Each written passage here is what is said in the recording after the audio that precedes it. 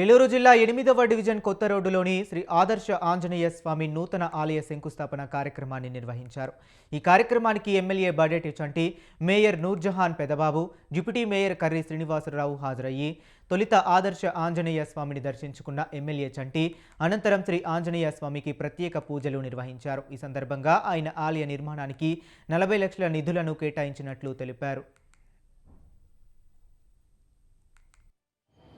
ఏలూరు నగరంలో స్థానిక 8వ డివిజన్లో శ్రీ ఆదర్శ అభయాంజనేయ స్వామివారి దేవస్థానానికి సంబంధించినటువంటి ఈ ఆలయ పునర్నిర్మాణం ఏలూరు శాసనసభ్యులు గౌరవ శాసనసభ్యులు వారు గవర్నమెంట్ ఎండోమెంట్లో నుంచి 25 లక్షల రూపాయలు ఈ పునర్నిర్మాణానికి గ్రాంట్ తీసుకురావటం, స్థానికంగా ఉన్నటువంటి ఇక్కడ పెద్దలందరూ కూడా ఇంకొక 15 లక్షల రూపాయలు చందాల రూపేణ పోగు చేసుకొని ఈ గుడిని చాలా అద్భుతంగా పునర్నిర్మాణం చేయాలని చెప్పేసి మరి భక్తుల యొక్క తలంపుతో ఆ ఆంజనేయ స్వామివారి చల్లని చూపుతో మరి ఈ రోజున కొత్తగా మరి పునర్నిర్మాణం చేయడానికి శంకుస్థాపన కార్యక్రమం నిర్వహించడం జరిగింది. అందులో గౌరవ మేయర్ గారు కానీ, కమిటీ సభ్యులు కానీ, దేవస్థానం అధికారులు కానీ అందరం కూడా పాల్గొనడం జరిగింది.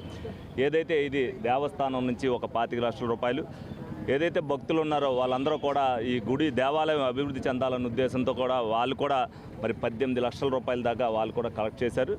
40 లక్షల రూపాయలతో ఈ గుడిని అభివృద్ధి చేయడానికి ప్రతి ఒక్కరు కూడా, ఎందుకంటే ఏలూరు అభివృద్ధి చెందుతుంది. ఎప్పుడో పురాతనమైన గుడి అవడం వల్ల రోడ్డుకి పల్లంగా అయిపోయింది. అదేవిధంగా ఇప్పుడు భక్తులు ఏదైనా ప్రదక్షిణాలు చేయాలన్నా కూడా చాలతలేదు.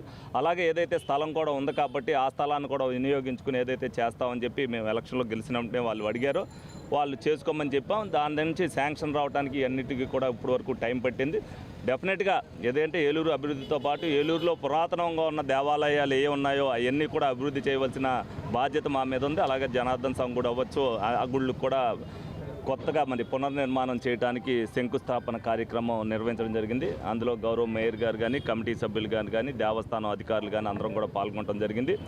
ఏదైతే ఇది దేవస్థానం నుంచి ఒక 25 లక్షల రూపాయలు ఏదైతే భక్తులు ఉన్నారో వాళ్ళందరూ కూడా ఈ గుడి దేవాలయం అభివృద్ధి చెందాలన్న ఉద్దేశంతో కూడా వాళ్ళు కూడా మరి 18 లక్షల రూపాయల దాకా